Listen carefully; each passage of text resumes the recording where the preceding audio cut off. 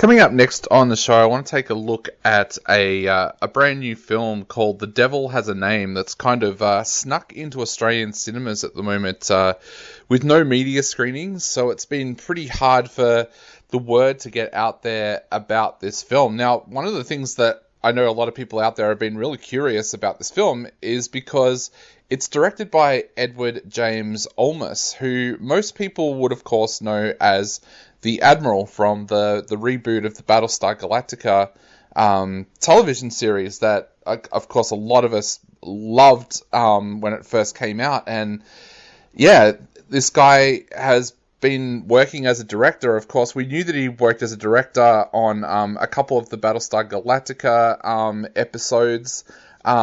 He'd also done directing of Miami Vice. But he'd done a couple of TV movies in there as well. And I guess this film, The Devil Has a Name, this could probably be considered the first time he's actually gone out and made a film that doesn't have that TV kind of film to it. And he's put a real stamp on this film. It's a really, really kind of interesting film because it's basically about this farmer, Fred Stern, played by David Strathairn, who finds himself in this really bad situation where suddenly all of his crops, he grows fruit trees and nuts, they start to die, and he realizes that this is because of the oil company that's been mining oil right next to his property. Now, Edward James Olmos also plays Fred's farm manager, Santiago, in the film as well. But this is not just another one of these movies where it is a farmer taking on a big corporation. We've seen a lot of those films recently.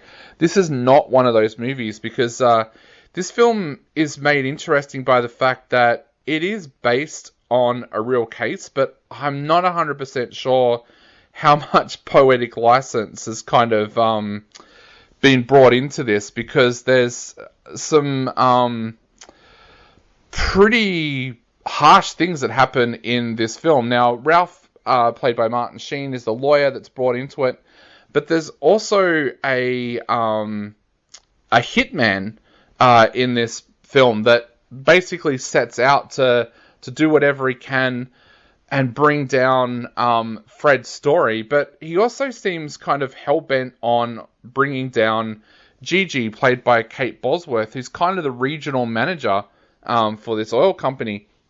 It's kind of really weird. I don't know whether or not the poetic license for this whole thing has been that there was no hitman, that it was just a generalization, that's what the fix-it guy who got brought in to try and stop this court case from happening, whether that's just an over-exaggeration of him, I'm not 100% sure, but it really adds an element to this film. It brings in a kind of film noir kind of feel to it. The same with the character of Gigi, Kate Bosworth's character. She's very abstract. They play her as kind of a Southern belle, but her actions, including like her kind of mental breakdown during the film, they don't feel realistic. But I'm not saying that in the sense that it's a bad thing. Like, the film almost has a little bit of a blue velvet kind of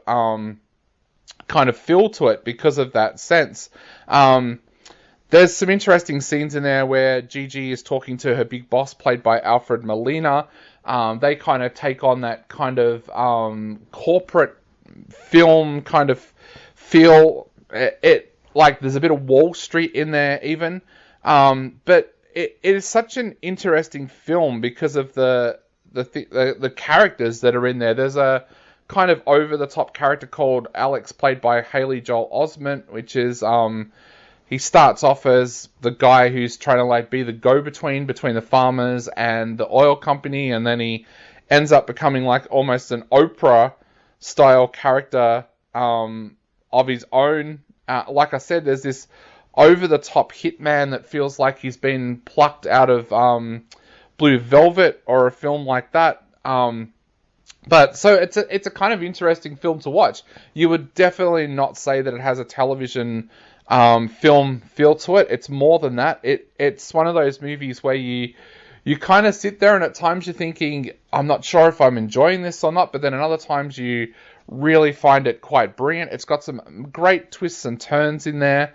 The characters themselves are fascinating to watch.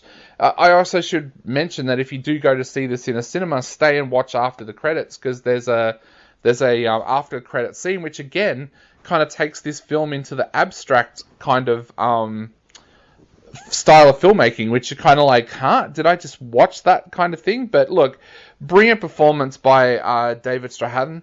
He does an absolutely great job here. Kate Bosworth, again, does a great job. It's great to see her actually be able to do a few films recently where she's kind of making a name for herself. I know Force of Nature came out while we were all in lockdown, and it was an okay kind of action film. Well, now she's back in this new film called The Devil Has a Name. Look, I'm going to say go along and see this movie. It is a little bit abstract in sense. It's kind of artistic, which is probably why here in Melbourne it's showing at Lido and Classic and not very many other places. But yeah, go and check out The Devil Has a Name if you kind of like your movies with a little bit of an edge, and I think you'll probably enjoy it. I'm going to give this one 3 out of 5.